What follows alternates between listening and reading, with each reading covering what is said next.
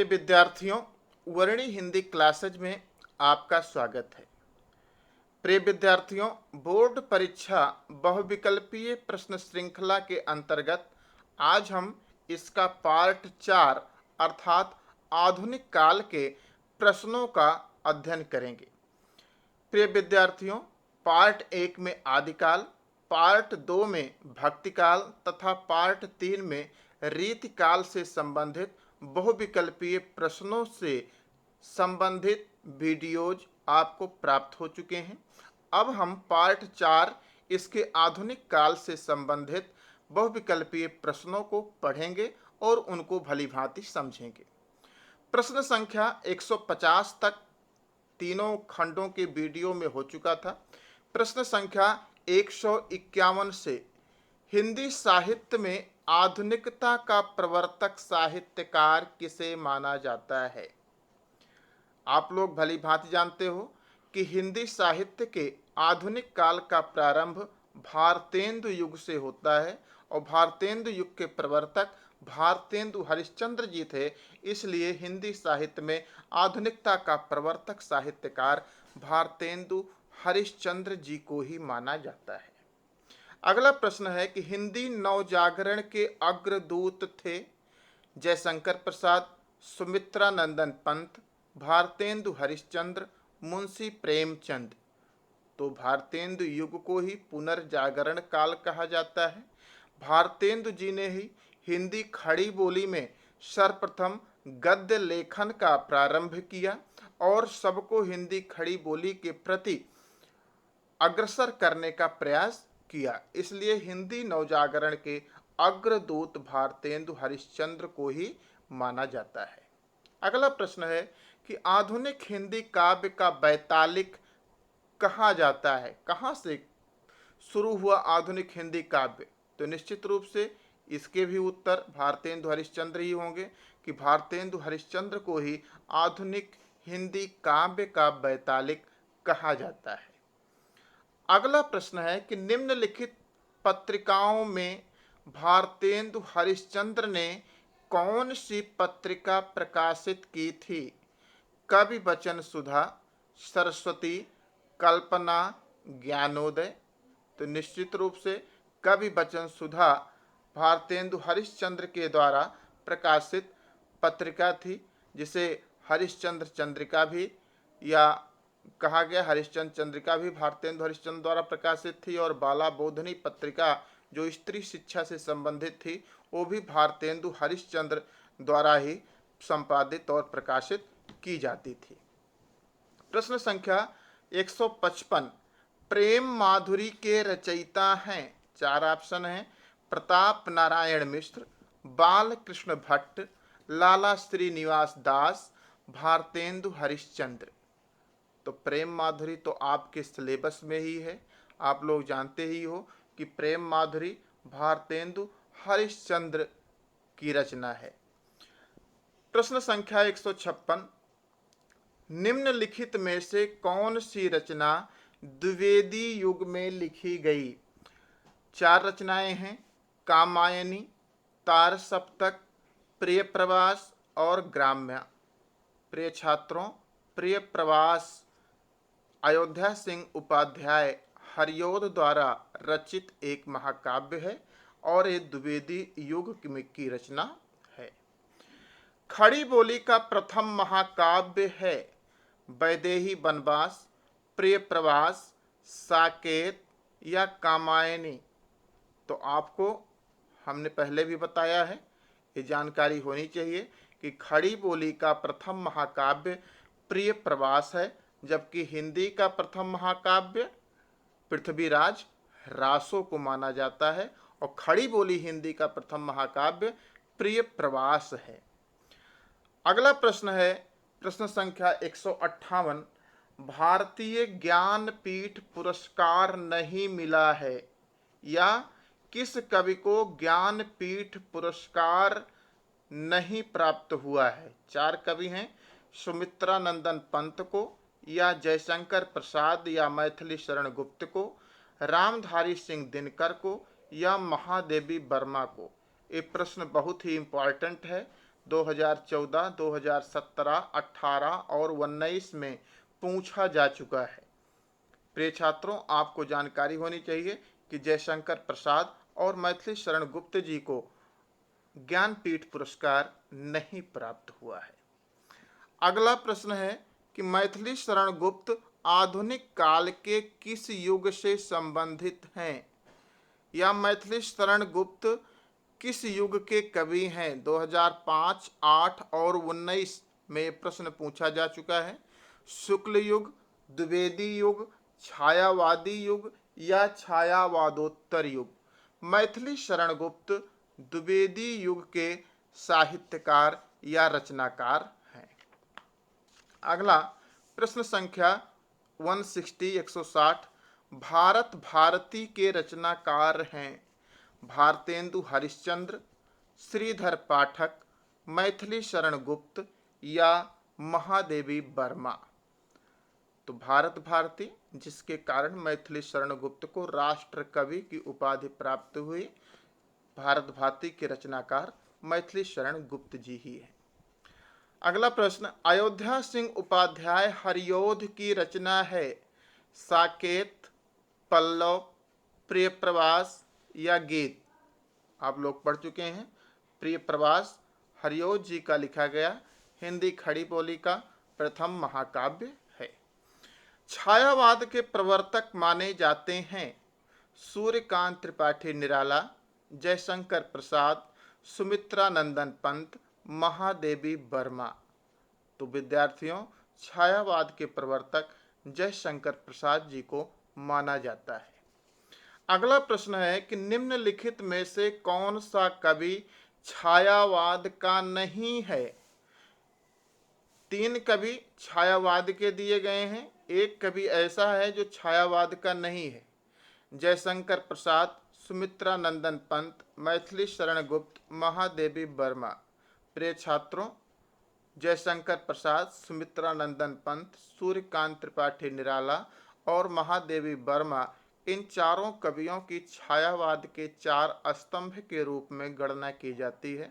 मैथिली शरण गुप्त आप लोगों को बताया जा चुका है, ये द्विवेदी युग के कवि हैं, अर्थात छायावाद का कवि कौन नहीं है? मैथिली शरण गुप्त।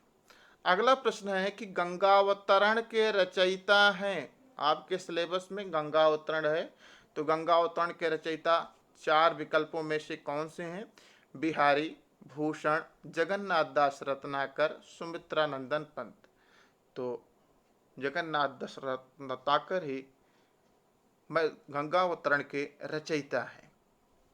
अगला प्रश्न, प्रश्न संख्या 165, निम्नलिखित में से छायावादोत्तर कवि कौन है? हरियोध, मैथिली शरण गुप्त, महादेवी वर्मा, अज्ञेय? छायावादोत्तर अर्थात छायावाद के बाद का कवि, तो छायावादोत्तर कवि यहाँ पर सच्चिदानंद, हीरानंद, वात्स्यायन, अज्ञेय हैं, जो कि ये प्रयोगवादी कवियों में इनकी गणना की जाती है और प्रयोगवाद के प्रवर्तक भी माने जाते हैं। अगला प्रश्न है कि निम्नलिखित में से कौन सा कवि पद्म भूषण सम्मान से सम्मानित नहीं हुआ? जयशंकर प्रसाद, सुमित्रा नंदन पंत, रामधारी सिंह दिनकर, मैथिली शरण गुप्त? प्रिय छात्रों, आपकी जानकारी के लिए बता दें, सुमित्रा नंदन पंत, रामधारी सिंह दिनकर और मैथिली शरण गुप्त को पद्म भूषण सम्मान प्राप्त हो चुका है।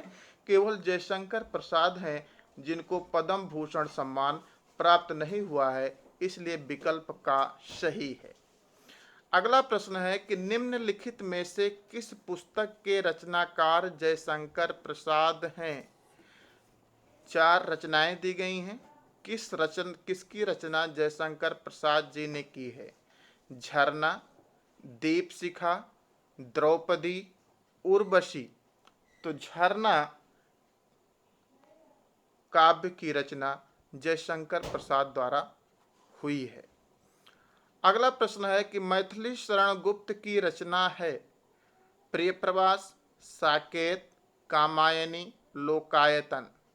तो आप लोगों के सिलेबस में है साकेत, कैकेयी का अनुताप, गीत, ये रचनाएं मैथिली शरण गुप्त की हैं। तो साकेत मैथिली शरण गुप्त के द्वारा लिखा गया एक महाकाव्य भी है। रामधारी सिंह दिनकर की रचना नहीं है, अथवा कौन सी रचना दिनकर की नहीं है? 2 साल पूछा जा चुका है, 2016 और 2019 में। रश्मिरथी, चक्रवाल, परशुराम की प्रतीक्षा, सुनहरे शैवाल। तो इसमें सुनहरे शैवाल रचना ये अज्ञेय की है, ना कि रामधारी सिंह दिनकर की। रामधारी सिंह दिनकर किस काव्य धारा के कवि हैं? छायावाद, प्रगतिवाद, नई कविता या राष्ट्रीय काव्य धारा? तो प्रिय विद्यार्थियों, रामधारी सिंह दिनकर ने ना तो छायावाद में रहना स्वीकार किया, ना प्रगतिवाद की परिधि में रहना स्वीकार किया, ना नई कविता की परिधि में रहना स्वीकार किया। इनकी एक अलग ही धारा थी, राष्ट्रीय काव्य धारा। इसलिए दिनकर जी राष्ट्रीय काव्य धारा के कवि माने जाते हैं। अगला प्रश्न, प्रश्न संख्या 171। दिनकर को ज्ञानपीठ पुरस्कार प्रदान किया गया। रामधारी सिंह दिनकर की किस रचना पर ज्ञानपीठ पुरस्कार प्रदान किया गया? कुरुक्षेत्र पर, उर्वशी पर, रेणुका पर या हुंकार पर? तो सर्वविदित है, रामधारी सिंह दिनकर की रचना उर्वशी पर ही उन्हें ज्ञानपीठ पुरस्कार प्राप्त हुआ था। प्रश्न संख्या 172। निम्नलिखित में से कौन कवि राष्ट्रीय काव्य धारा का नहीं है? दिनकर, मैथिली शरण गुप्त, जयशंकर प्रसाद, अज्ञेय। तो दिनकर, मैथिली शरण गुप्त और जयशंकर प्रसाद जी ये राष्ट्रीय काव्य धारा के कवि माने जाते हैं, जबकि अज्ञेय ये राष्ट्रीय काव्य धारा के कवि नहीं माने जाते। विकल्प घ सही है। शोषण का विरोध एवं शोषकों के प्रति घृणा किस काव्य धारा की प्रमुख विशेषताएं मानी गई हैं? छायावाद, प्रगतिवाद, प्रयोगवाद या नई कविता? प्रिय विद्यार्थियों, प्रगतिवाद मार्क्सवाद पर आधारित है और मार्क्सवाद शोषक और शोषित की व्यथा पर, मनोव्यथा पर आधारित है। इसलिए प्रगतिवाद ही है जो शोषण का विरोध करता है और शोषकों के प्रति घृणा करता है। ये प्रगतिवाद काव्यधारा की प्रमुख विशेषता है। अगला प्रश्न है कि निम्नलिखित में से प्रयोगवादी कवि कौन है? रामेश्वर शुक्ल अंचल, मुक्तिबोध, भवानी प्रसाद मिश्र या महादेवी वर्मा? तो मुक्तिबोध ही प्रयोगवादी कवि हैं। अगला प्रश्न है, जबकि रामेश्वर शुक्ल अंचल, भवानी प्रसाद मिश्र ये प्रगतिवाद के अंतर्गत आते हैं, महादेवी वर्मा छायावाद की कवयित्री हैं। प्रश्न संख्या 175। निम्नलिखित में से छायावाद युगीन कवि है? जयशंकर प्रसाद, जगन्नाथ दास रत्नाकर, रामधारी सिंह दिनकर या कबीरदास? तो छायावाद के कवियों के बारे में बता दिए। 4 कवि, 4 स्तंभ छायावाद के माने जाते हैं, प्रसाद, पंत, महादेवी और निराला। तो जयशंकर प्रसाद ही छायावाद युगीन कवि हैं। प्रश्न संख्या 175। प्रयोग सभी कालों के कवियों ने किया है। किसी एक काल में किसी विशेष दिशा में प्रयोग करने की प्रवृत्ति स्वाभाविक ही है। ऊपर उद्धृत वक्तव्य निम्नलिखित रचनाकारों में से किसका है? ये वक्तव्य दिया गया है कि प्रयोग सभी कालों के कवियों ने किया है। किसी एक काल में किसी विशेष दिशा में प्रयोग करने की प्रवृत्ति स्वाभाविक ही है। ये किसका कथन है? निराला, अज्ञेय, प्रसाद या महादेवी वर्मा? प्रिय विद्यार्थियों, आपकी जानकारी के लिए बता दें कि यह शब्द प्रयोग सभी कालों के कवियों ने किया है अज्ञेय का है, और अज्ञेय ने प्रयोगवाद की स्थापना के बाद पटना रेडियो से एक विशेष प्रसारण में यह बात कही थी। इसलिए इसका ऑप्शन ख अज्ञेय सही है। प्रश्न संख्या 177। निम्नलिखित में से कौन सी रचना छायावाद युग में लिखी गई? प्रेम माधुरी, उद्धव शतक, चित्राधार, सूर सारावली। तो प्रेम माधुरी, उद्धव शतक ये आप लोग जानते हो, ये नहीं है, भारतेंदु युग की रचना है। चित्राधार जयशंकर प्रसाद की रचना है जो कि छायावाद युग में लिखी गई। सूर सारावली तो सूरदास की रचना है। तार सप्तक का प्रकाशन वर्ष क्या है? अथवा अज्ञे ने तार सप्तक का प्रकाशन किया किस सन में? 1954 ईस्वी, 1943 ईस्वी, 1938 ईस्वी या 1936 ईस्वी? बहुत ही इम्पोर्टेंट प्रश्न है। ये प्रश्न बार बार पूछा जाता है। 2014, 17, 18, 13, 15, 16 और अब की बार 2019 की भी परीक्षा में ये प्रश्न पूछा जा चुका है कि तार सप्तक का प्रकाशन वर्ष क्या है। तो तार सप्तक का प्रकाशन वर्ष आप लोग नोट कर लीजिए, 1943 ईस्वी है। 1943 ईस्वी में तार सप्तक प्रकाशित हुआ। उसके बाद दूसरा सप्तक, तीसरा सप्तक, चौथा सप्तक प्रकाशित हुआ। अब तार शब्द उसके आगे नहीं जुड़ा था। अगला प्रश्न है कि यामा रचना है जयशंकर प्रसाद, सूर्यकांत त्रिपाठी निराला की, महादेवी वर्मा की या राम कुमार वर्मा की? तो यामा, दीपशिखा ये सब रचनाएं महादेवी वर्मा की हैं, छायावाद युगीन रचनाएं हैं। प्रश्न संख्या 180, दूसरा सप्तक का प्रकाशन वर्ष है सन 1943 ईस्वी, सन 1951 ईस्वी, सन 1959 ईस्वी, सन 1976 ईस्वी? विद्यार्थियों, आपको हमने बताया कि 1943 ईस्वी में अज्ञे के द्वारा सबसे पहले तार सप्तक का प्रकाशन हुआ था। उसके बाद तार शब्द हटा लिया गया, फिर उसे दूसरा सप्तक, तीसरा सप्तक, चौथा सप्तक कहा जाने लगा। सप्तक कहा जाने का मतलब इसमें 7-7 कवियों की रचनाएं हुआ करती थीं। तो दूसरे सप्तक का प्रकाशन सन 1951 ईस्वी में हुआ था। इसको आप लोग नोट कर लें, समझ लें, ये प्रश्न भी कई बार पूछा जा चुका है। प्रश्न संख्या 181, निम्नलिखित में से प्रयोगवादी कवि कौन है? भूषण, सुमित्रानंदन पंत, बिहारी, अज्ञे। सरल नाम दे दिया गया, अज्ञे ही प्रयोगवाद के प्रवर्तक थे, तो यहाँ पर अज्ञे ही सही हैं। अगला प्रश्न, नई कविता काव्य संकलन के संपादक थे रामेश्वर शुक्ल और डॉक्टर रामविलास शर्मा, डॉक्टर जगदीश गुप्त और राम स्वरूप चतुर्वेदी, बालकृष्ण शर्मा और रामधारी सिंह दिनकर, अज्ञे और शिवमंगल सिंह। नई कविता काव्य संकलन के संपादक कौन थे?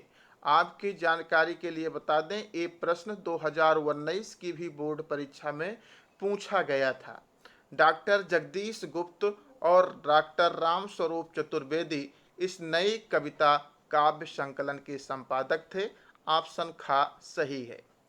अगला प्रश्न है कि नई कविता के कवि हैं नरेंद्र शर्मा, अज्ञे, रामधारी सिंह दिनकर या सुमित्रानंदन पंत? तो नई कविता काव्य संकलन, इसके नई कविता के कवि हैं अज्ञे।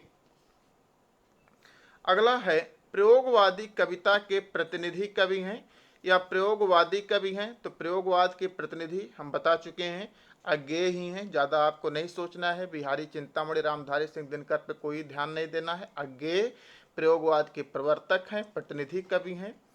प्रयोगवाद के प्रवर्तक, फिर प्रश्न आ गया, ये प्रश्न 2012 में पूछा जा चुका है। प्रयोगवाद के प्रवर्तक अज्ञे ही हैं।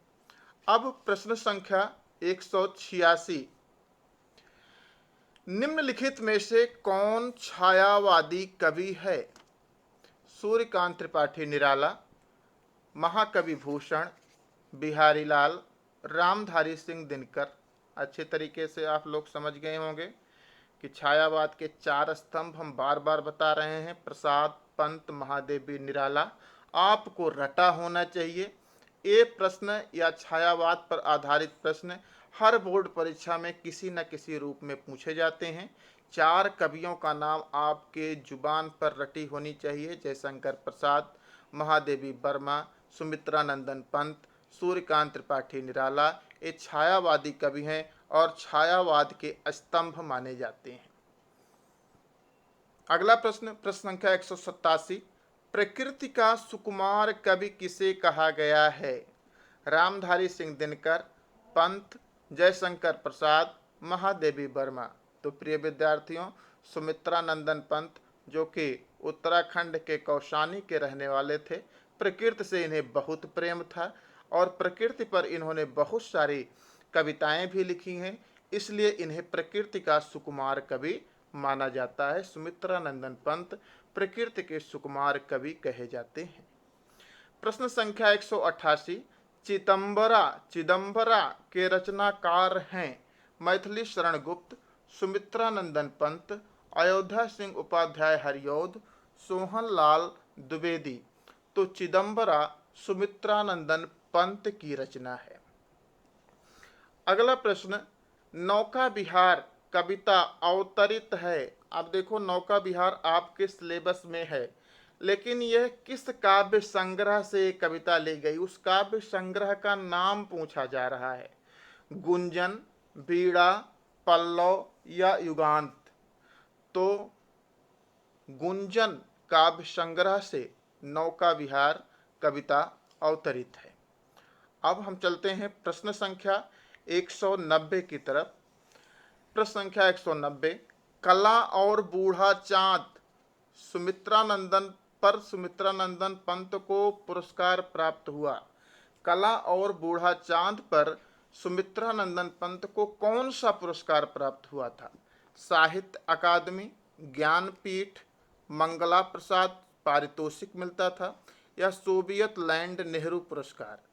तो कला और बूढ़ा चांद पे सुमित्रानंदन पंत को साहित्य अकादमी पुरस्कार प्राप्त हुआ था। अगला प्रश्न है कि सुमित्रानंदन पंत को भारतीय ज्ञानपीठ पुरस्कार मिला था, उनकी किस रचना पर?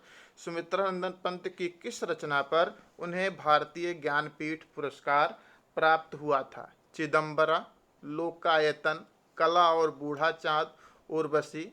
आप लोग ये ध्यान दीजिए कि कला और बूढ़ा चांद, लोकायतन और चिदंबरा, ये तीनों रचनाएं सुमित्रानंदन पंत की ही हैं और चिदंबरा पर सुमित्रानंदन पंत को भारतीय ज्ञानपीठ पुरस्कार प्राप्त हुआ था। अगला प्रश्न, सुमित्रानंदन पंत को साहित्य अकादमी पुरस्कार मिला था किस रचना पर? देखिए, प्रश्न संख्या 190, प्रश्न संख्या 192, दोनों को सिर्फ जो है बदल दिया गया है। प्रश्न संख्या 190 में पूछा गया कि कला और बूढ़ा चांद पर सुमित्रानंदन पंत को कौन सा पुरस्कार प्राप्त हुआ? तो साहित्य अकादमी। और 192 में पूछा जा रहा है कि सुमित्रानंदन पंत को साहित्य अकादमी पुरस्कार किस रचना पर मिला था? तो आप लोग बेझिझक कला और बूढ़ा चांद लगा दीजिए। आंसू की रचना किस कवि ने की है? बिहारी, नरपतिनाल, जयशंकर प्रसाद या अज्ञे? तो आंसू जयशंकर प्रसाद की छायावादी रचना है। निम्नलिखित में कौन महादेवी की रचना है? धूप के धान, चांद का मुंह टेढ़ा है, सांध्य गीत, पल्लव। तो सांध्य गीत रचना महादेवी वर्मा की है, पल्लव पंत की रचना है, चांद का मुंह टेढ़ा है ये रचना मुक्तिबोध की है। अगला प्रश्न संख्या 194, 195, छायावाद की विशेषता क्या है? इतिवृत्तात्मकता, श्रृंगारिक भावना, सौंदर्य एवं प्रेम या उपदेशात्मक वृत्ति? विद्यार्थियों, आप लोग नोट कर लीजिए, ये प्रश्न पूछे जाते हैं इस पर आधारित। द्विवेदी युगीन कविता की विशेषता है इतिवृत्तात्मकता। रीतिकालीन कविता की विशेषता है श्रृंगारिक भावना। उपदेशात्मक वृत्ति ये जो है भक्तिकालीन काव्य की विशेषता है। सौंदर्य एवं प्रेम छायावादी काव्य की विशेषता है। ऑप्शन गा सही है। अगला प्रश्न, जयशंकर प्रसाद की रचना है युगवाणी, अनामिका, लहर अथवा साकेत? जयशंकर प्रसाद की इसमें से कौन सी रचना है? तो इसमें लहर जयशंकर प्रसाद की रचना है। अगला प्रश्न है, छायावाद युग का समय कब से कब तक माना जाता है? पूछा जाता है। या छायावाद का काल निर्धारण कीजिए। 2006 2019 में भी पूछा जा चुका है। सन 1938 से 1943 ईस्वी, या 1868 ईस्वी से 1900 ईस्वी, या 1919 ईस्वी से 1938 ईस्वी, या 1900 ईस्वी से 1922 ईस्वी। तो छायावाद का समय सन 1919 ईस्वी से 1938 ईस्वी के मध्य माना जाता है। अगला प्रश्न है कि निम्नलिखित कवियों में से राष्ट्र कवि की उपाधि या राष्ट्र कवि के सम्मान से किसे विभूषित किया गया है? ये भी अच्छी तरीके से आप लोग जानते हो कि राष्ट्र कवि किसे कहा जाता है। मैथिली शरण गुप्त को। तो बिना सोचे मैथिली शरण गुप्त पर आप टिक लगा सकते हैं। सही उत्तर खा मैथिली शरण गुप्त है। अगला, कामायनी किस युग की रचना है? कामायनी किसकी रचना है, पहले ये आप बताइए। कामायनी जयशंकर प्रसाद की रचना है। और जयशंकर प्रसाद किस युग के हैं? छायावाद के प्रवर्तक माने जाते हैं, इसलिए कामायनी छायावाद युग की रचना है। ऑप्शन गा सही है। प्रश्न संख्या 200, निम्नलिखित में से किस ग्रंथ के रचयिता जयशंकर प्रसाद हैं? पल्लव, कामायनी, परिमल या यामा? प्रश्न उत्तर हम बता चुके हैं पहले ही। कामायनी जयशंकर प्रसाद की रचना है। छायावाद युग की कृति है गीतावली, बिहारी सतसही, कामायनी, द्वापर। पुनः देखो वही आ गया। तो कामायनी ही छायावाद युग की कृति है। प्रेम पथिक के रचयिता हैं भारतेंदु हरिश्चंद्र, जयशंकर प्रसाद, महादेवी वर्मा, सुमित्रानंदन पंत। तो प्रेम पथिक जयशंकर प्रसाद की रचना है। जयशंकर प्रसाद की रचना है। अगला प्रश्न है, जयशंकर प्रसाद की रचना है, फिर वही आ गया। आवारा मसीहा, नासकेतोपाख्यान, कामायनी या पल्लव? तो कामायनी कामायनी कामायनी बार बार पूछा जा रहा है। इसको आप लोग महत्वपूर्ण प्रश्न के रूप में समझें कि कामायनी जयशंकर प्रसाद की रचना है। कामायनी एक महाकाव्य भी है। अगला प्रश्न है, उर्वशी रचना है या उर्वशी रचना के रचनाकार हैं जयशंकर प्रसाद, रामधारी सिंह दिनकर, सूरदास या महादेवी वर्मा? तो अच्छे तरीके से आप लोगों को मालूम होना चाहिए कि उर्वशी रामधारी सिंह दिनकर की रचना है तथा उर्वशी रचना पर ही रामधारी सिंह दिनकर को ज्ञानपीठ पुरस्कार की प्राप्ति हुई थी। प्रिय विद्यार्थियों, इस तरह से भाग 4 के कुछ प्रश्न, लगभग 50 के आसपास प्रश्न हैं, जिसको हमने आपको बताया। अभी आधुनिक काल से संबंधित और प्रश्न आपके समक्ष भाग 5 में लाए जाएंगे। आपको ये वीडियो निश्चित रूप से आपकी बोर्ड परीक्षा की तैयारी में महत्वपूर्ण सिद्ध होगा। धन्यवाद।